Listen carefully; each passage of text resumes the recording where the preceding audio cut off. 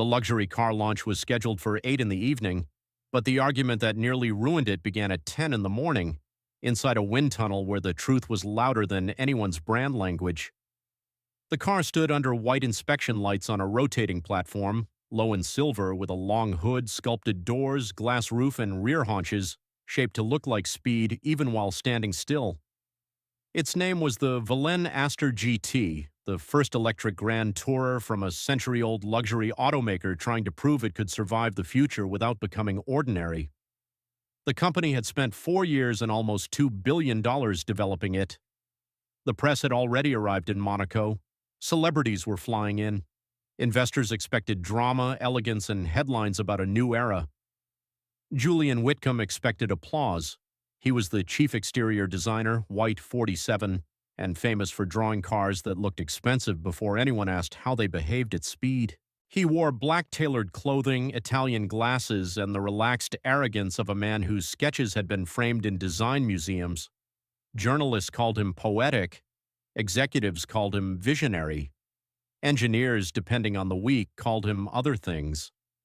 Across the wind tunnel control bay stood Dr. Maya Ellis. She was black, 36, and Valen's lead aerodynamicist. She had a Ph.D. in fluid dynamics, 10 years in motorsport aerodynamics, and a talent for seeing airflow the way other people saw rain. She knew where air attached, where it separated, where it became noise, where it stole range, where it lifted a body that should have stayed planted, and where beauty, if left unchecked, became drag. For months, Maya had warned that Julian's final rear deck design was unstable at high-speed crosswinds, not dangerous in every condition, not catastrophic under normal driving, but at Autobahn speeds, with lateral gusts and the active rear diffuser partially deployed, the airflow over the rear quarter detached unevenly. The car remained controllable, but the downforce balance shifted enough to affect stability, efficiency, and road noise. Her team had proposed a subtle change, a hidden lip beneath the rear glass and a tiny reshaping of the outer tail crease. Barely visible, technically clean, it would reduce lift, improve stability, and add 7 miles of real-world highway range. Julian rejected it. "It ruins the line," he said. "It fixes the car," Maya replied. "It makes the rear look heavy. It makes the rear behave." He smiled at her then, the way designers smiled when they thought engineers were too literal to understand desire. "Maya, people do not fall in love with behavior. They stop loving a car quickly when behavior scares them." The design review ended with Julian telling the executive team that Maya's concerns were late-stage aerodynamic caution and not aligned with the emotional purity of the launch form. The executives, terrified of delaying the reveal, sided with him. Maya was told to keep testing but not touch the exterior surface. Now the final validation run was underway. The wind tunnel fan began its climb, a low mechanical growl becoming a steady roar behind thick glass. Smoke streams traced themselves over the car's body in pale white lines. The Aster GT looked stunning. Even Maya could admit that. Julian had shaped something seductive, long and restrained, with a rear curve so clean it seemed poured rather than drawn. But air did not care about seduction. On the control screens, the data began to move. Drag coefficient, downforce balance, yaw response, pressure distribution, rear lift, vortex behavior, noise signature, range impact. At first, the numbers stayed inside the expected band. Julian stood with arms crossed, pleased. Maya watched the rear pressure map. The tunnel shifted into crosswind simulation. The smoke line over the rear quarter fluttered. A small red patch appeared on the pressure visualization, then another. Maya leaned forward. "There it is." Julian glanced at the screen. "Surface artifact." "No, separation." "It's within tolerance. Static tolerance, not dynamic." He sighed. "We have been through this." "Yes," she said, "and the air still disagrees with you." The room quieted. The head of vehicle program, Elaine Carter, looked between them. "Explain it again." Maya tapped the monitor. "At 12 degrees yaw with the diffuser in efficiency mode, the rear quarter flow separates early. That creates asymmetric pressure over the tail. The car compensates through stability control, but at a range cost and with measurable steering correction. The fix is the lip geometry we proposed. Julian laughed softly. A wart. Maya turned to him. A correction. A wart. On the most important rear surface of the decade. The most important rear surface of the decade is currently lifting. His jaw tightened. You are dramatizing a model. This is live wind tunnel data. Data requires interpretation. Then interpret the red patch. He looked at the screen, then back at her. I interpret it as manageable. Maya felt the old frustration settle behind her ribs. She had heard this language in every design room where elegance was allowed to outrank physics until physics embarrassed someone publicly. When Julian defended a curve, it was instinct. When she challenged it, it was caution. When he talked about emotion, executives leaned in. When she talked about stability, they asked if she was being too conservative. She said, manageable is what people call a flaw when the launch date is too close. Julian's face reddened. You know, Maya, you are brilliant. No one disputes that. No one disputes. The phrase that almost always preceded a dispute. But sometimes, he continued, you see only turbulence. This car is not a race prototype. It is luxury. Presence matters. The purity of the silhouette matters. Airflow matters at highway speed. We are not delaying tonight's launch over a theoretical gust. Maya looked at him. The gust is being generated in front of you. Elaine raised a hand. Enough. What is the risk if we do nothing? Julian answered first. Minimal. The car is safe. The correction would compromise design integrity for a marginal efficiency gain. Maya said, the car is safe because control systems are compensating for an aerodynamic flaw they should not have to compensate for. That affects stability, feel, range, noise, tire loading, and future performance variance. If reviewers drive the launch cars in coastal crosswinds tomorrow, they may feel it. Julian shook his head. Reviewers will feel the steering calibration, the cabin, the acceleration, the craftsmanship. They will not feel your red patch. Maya's voice dropped. They will if the data becomes the drive. Nobody spoke. Julian turned toward Elaine. We cannot let engineering anxiety redesign the car hours before launch. Maya stared at him. Engineering anxiety. He realized too late that he had chosen the wrong phrase, but he continued anyway. Men like Julian often mistook momentum for safety. Yes, anxiety. The car has passed required tests. We are arguing over refinement. No, Maya said. We are arguing over whether you can call my evidence anxiety because it threatens your sketch. The control room went still. Elaine's eyes sharpened. Julian's voice cooled. This has nothing to do with you personally. It becomes personal when you reduce my expertise to temperament. He gave a tight smile. I am reducing nothing. I am protecting the design. I am protecting the car. The wind tunnel fan increased again. The test entered high-speed gust simulation. The pressure map shifted. The red patch widened. A warning marker flashed on the aerodynamic balance screen. Rear lift spike. The room froze. The data hit harder than any argument. The rear stability graph climbed outside the comfort band. The simulated steering correction grew. Range loss estimate increased. Cabin noise pressure rose near the rear glass. On the main screen, the airflow visualization showed exactly what Maya had been describing for months. The beautiful rear line shedding air in a way that made the car work against itself. Julian stared at the monitor. For the first time all morning, he had no language for beauty that could cover the numbers. Maya did not smile. She only said, "Run the corrected geometry overlay." The tunnel team hesitated and looked at Elaine. Elaine nodded. "Do it."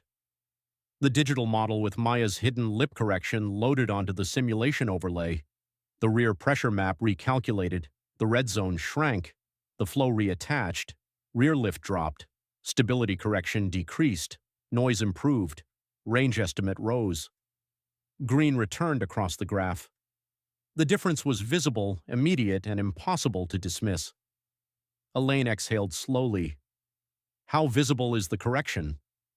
Maya pulled up a side-by-side rendering. Barely anything changed to the naked eye.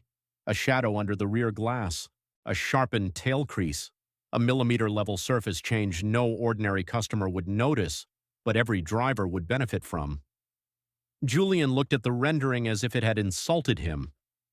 Elaine turned to him. "Does this ruin the car?" He did not answer. "Julian."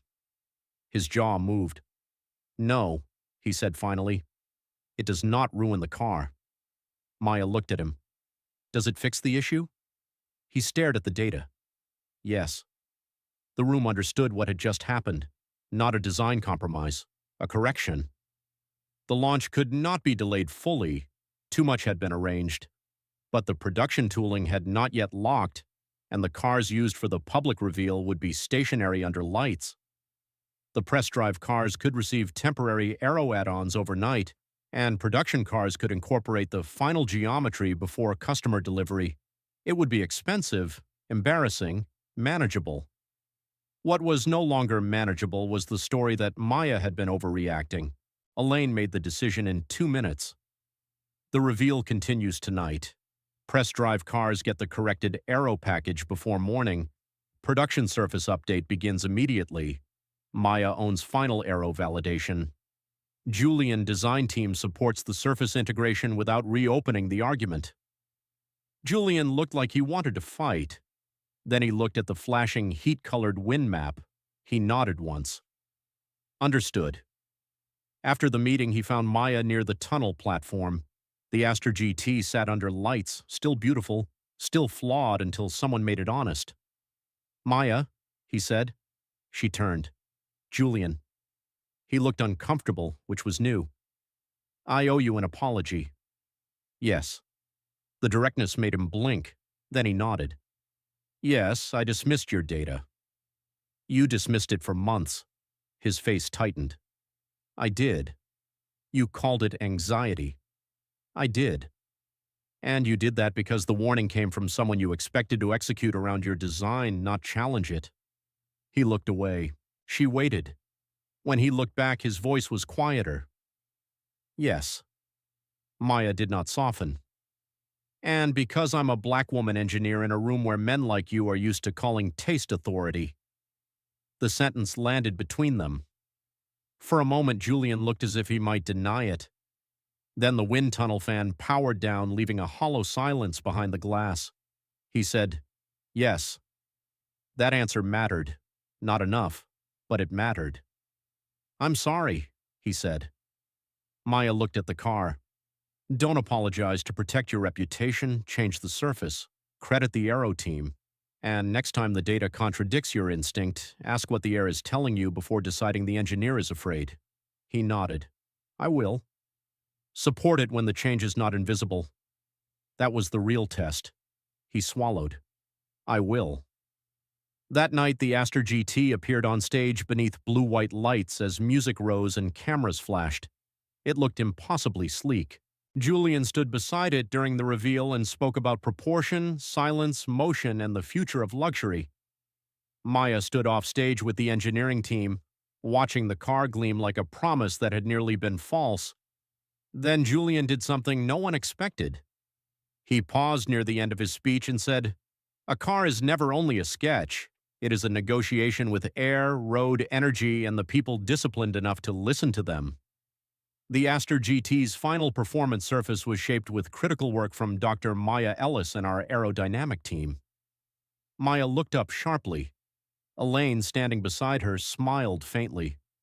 The applause was polite because most of the room did not understand what the sentence cost him. Maya understood. The next morning, the corrected press cars ran along the coastal test route.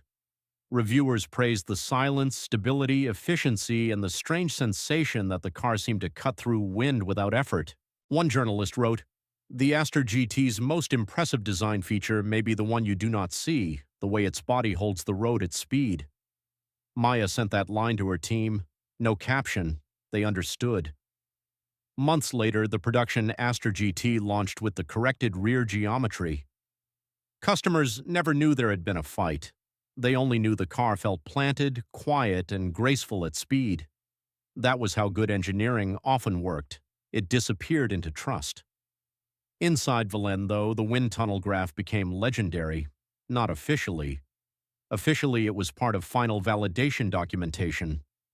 Unofficially, engineers called it the day the air won. Maya hated that phrase a little. The air had been winning, she told them. We just finally admitted it. A year later, she was promoted to Director of Vehicle Performance Integration, not because Julian suddenly became enlightened, but because Elaine and the board realized that ignoring aerodynamics until late-stage drama was expensive. Maya negotiated direct sign-off authority on exterior surfaces affecting stability, range, and noise. No design review could close without aerodynamic validation. No executive could dismiss a performance concern without naming the disputed data. That was not glamour. That was governance. Better.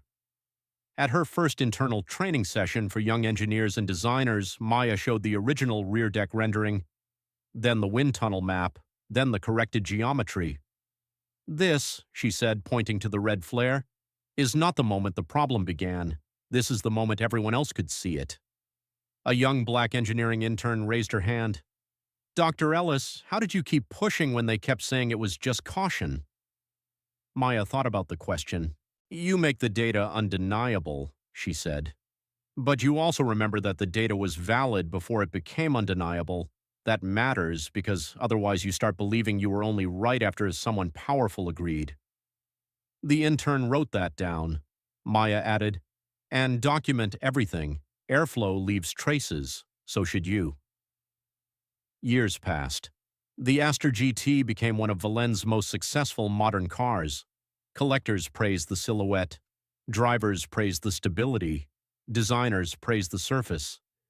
Engineers smiled privately because they knew the surface had been saved by the correction someone called a wart. Julian and Maya worked together again. Not easily, but better. Sometimes he still defended a line too long. Sometimes she still had to bring data sharper than should have been necessary. But after the wind tunnel, he listened sooner. That was not redemption exactly. It was adjustment. One evening, after a later prototype review, Julian stood beside her looking at a clay model. You were right about the Aster, he said. I know. He laughed softly. You always say that. Only when it's true. He studied the model. I used to think beauty came first. And now? Now I think beauty that fights physics is insecurity. Maya smiled slightly. That almost sounds useful. High praise. Don't get used to it. They stood in silence for a while, watching the model under studio lights. Maya thought back to the wind tunnel. The roar, the smoke, the red data, Julian's face, the moment the corrected geometry turned the map green. She had been right before the wind tunnel data hit. The car had been telling the truth through every simulation, every drift, every pressure map Julian refused to read as anything but inconvenience. The data did not create the flaw. It revealed the cost of ignoring it. And in the end, the Aster GT became what luxury should have been all along. Not a beautiful lie, but a beautiful thing made honest by the forces it had to move through.